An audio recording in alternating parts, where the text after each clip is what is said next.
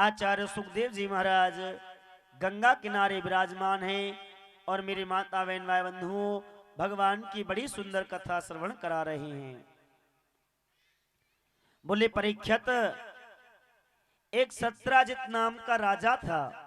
बंधुओं, सत्राजित नाम के राजा के पास एक मणि थी जिसका नाम था श्यामस्तक मणि।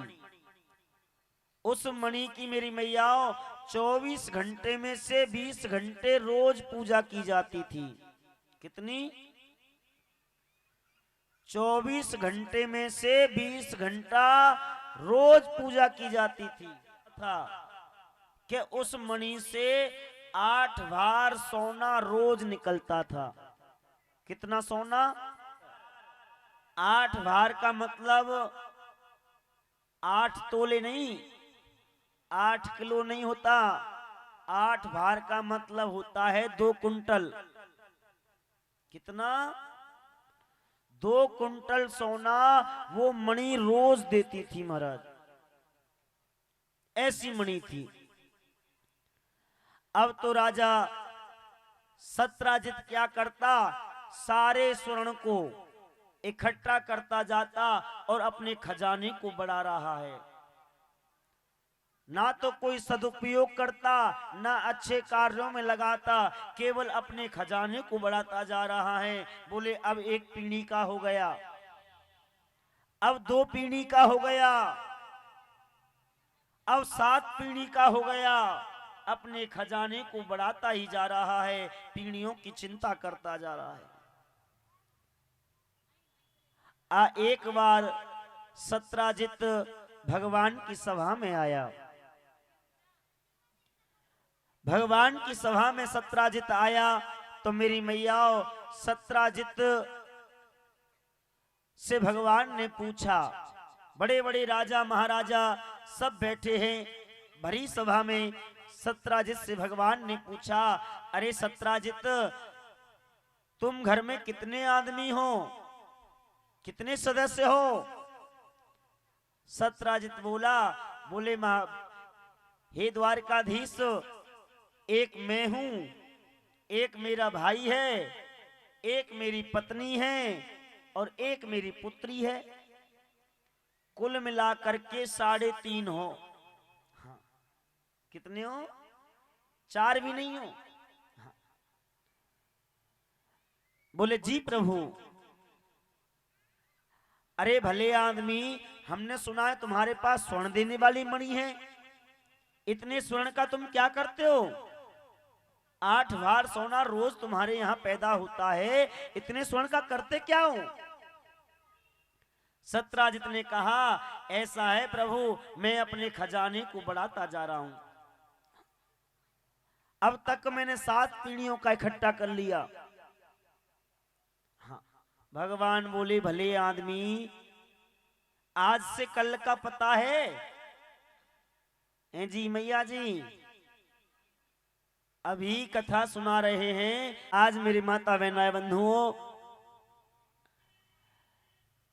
भगवान ने कहा, अरे भले आदमी, तुम 7 पीढ़ियों की चिंता कर रहे हो, आज से कल का नहीं पता है। आप घर पे पहुंच पाओगे या नहीं पहुंच पाओगे, कोई गारंटी है? जी, आप अच्छे बैठे हो, खड़े हो पाओगे या नहीं खड़े हो पाओगे, कोई गारंटी है? कोई गारंटी नहीं है। और तुम 7 पीढ़ियों की चिंता कर रहे हो।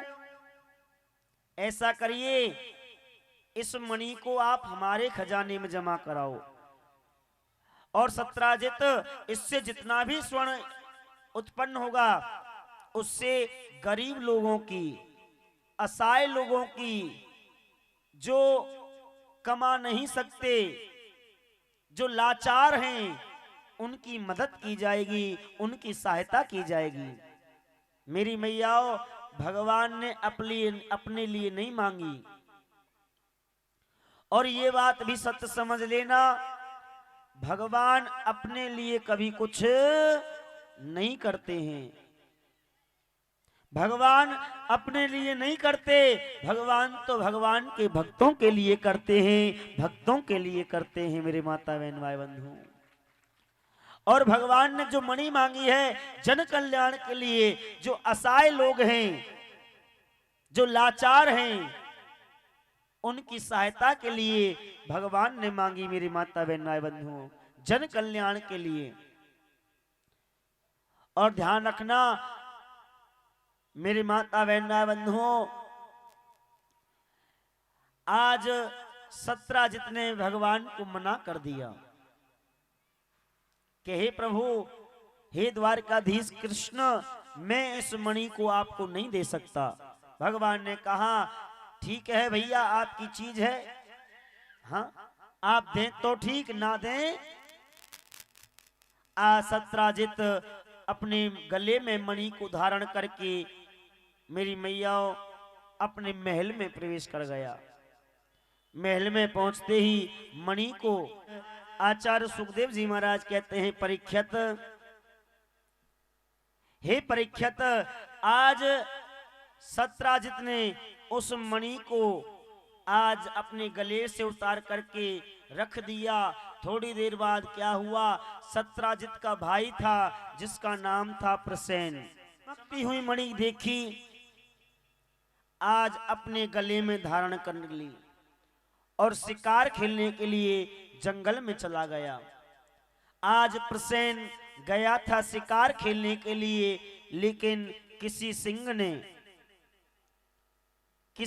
ने शिकार खेल डाला प्रसेन का। मेरे माता बहन भाई बंधुओं, प्रसेन को मार डाला और चमकती हुई मणि को अपने गले में धारण करके आज चल दिया सिंह। सिंह तो जानते होंगे, सिंह यानी शेर। आज मेरे माता बहन भाई बंधुओं, गले में धारण करके जंगल में चला गया सिंह। सामने से आ रहे थे भालू। कौन आ रहे? जामवंत जी। जामवंत जी ने चमकती हुई मणि सिंह के गले में देखी। आज जामवंत जी का और सिंह का दोनों का युद्ध होने लगा। शेर का और भालू का दोनों का युद्ध होने लगा।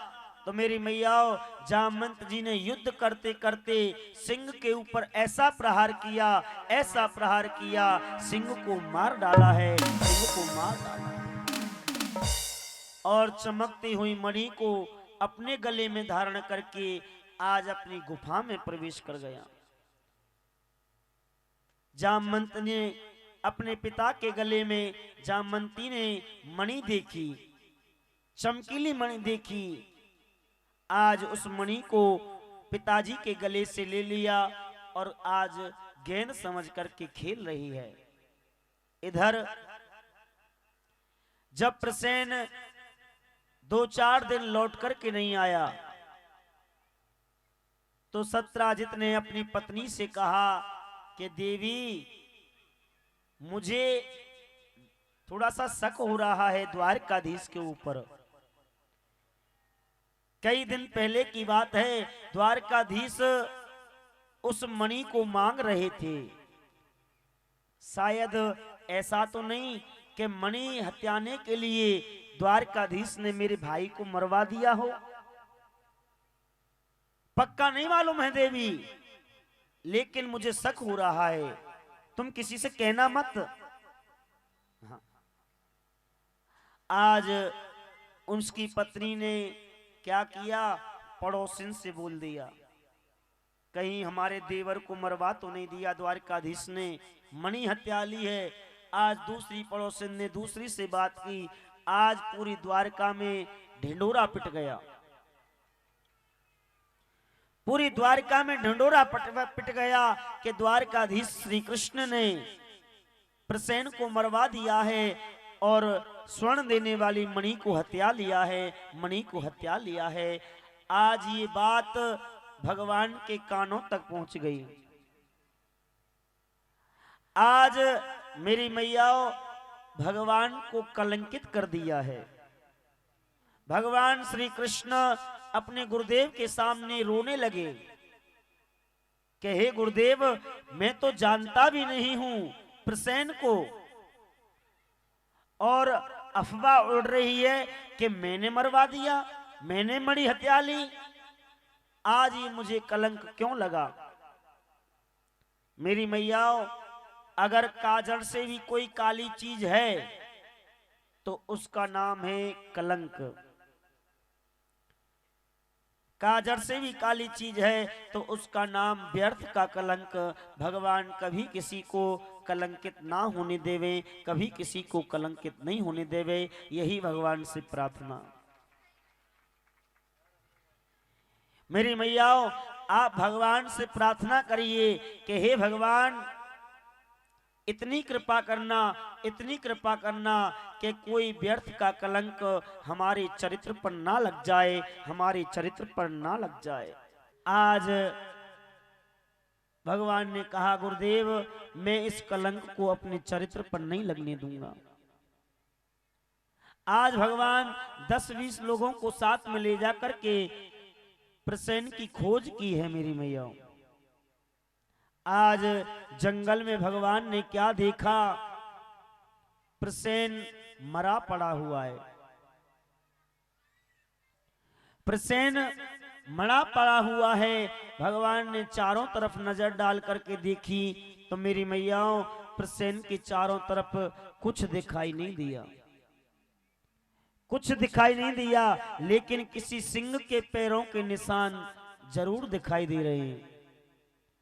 आज भगवान सिंह के पैरों के निशानों को देख देख करके आगे जा रहे हैं। कुछ दूरी पर भगवान ने क्या देखा? वो सिंह भी मरा पड़ा हुआ है। वो सिंह भी मरा पड़ा हुआ है। भगवान ने सिंह के चारों तरफ नजर डाली और तो कुछ दिखाई नहीं दिया। सिंह के पास भालू के पैरों के निशान बने हुए हैं।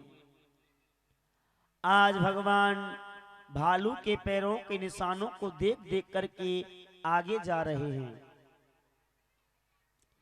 आगे जाते जा रहे हैं। आज जामवंत की गुफा पर भगवान सब द्वारका वासियों को लेकर के पहुंच गए। आज द्वारकाधीश ने देखा ये तो गुफा है और ना जाने इसमें कौन बैठा होगा, मेरे द्वारा ये भक्त इसमें ना चले जाएं। मेरी मैयाओं, काल के गाल में भगवान भक्तों को नहीं जाने देते। अगर हमारी भक्ति श्रेष्ठ है तो ध्यान रखना, भगवान हमारी सहायता जरूर करेंगे। हाँ, भगवान हमारी सहायता जरूर करेंगे, क्योंकि भक्तों को भगवान काल के अंदर नहीं जाने देते, खुद प्रवेश कर जाते हैं और भक्तों को बचा लेते हैं, भक्तों को बचा लेते हैं, खुद प्रवेश कर जाते हैं। मेरी माता बहन भाई बंधुओं, ऐसा मेरे कन्हैया का स्वभाव है, ऐसे मेरे ठाकुर की आदत है। आज खुद भगवान गुफा के अंदर चले गए और सब लोगों को बोल दिया, 2-4-10 दिन मेरी तुम प्रतीक्षा करना, मैं लौट करके आ जाऊंगा। अगर लौट के नहीं आऊं तो आप लौट करके चला जाना। आज भगवान जामवंत की गुफा के अंदर प्रवेश कर गए। अंदर जाकर के देखा जामवंती उस मणि को गेंद समझ करके खेल रही है। भगवान ने कहा, इस मणि को हमें दे दो। जामवंती ने अपने पिताजी से बोल दिया। आज जामवंत ने कहा, मणि तो देंगे लेकिन हमसे युद्ध करो। आज जामवंत और भगवान का युद्ध होने लगा।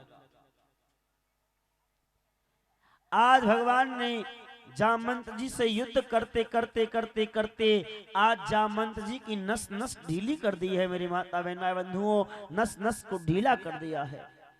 जामवंत जी समझ गए, बस बस बस प्रभु, बस मैं समझ गया, आप तो मेरे प्रभु श्री राम हैं, आप तो मेरे प्रभु श्री राम हैं।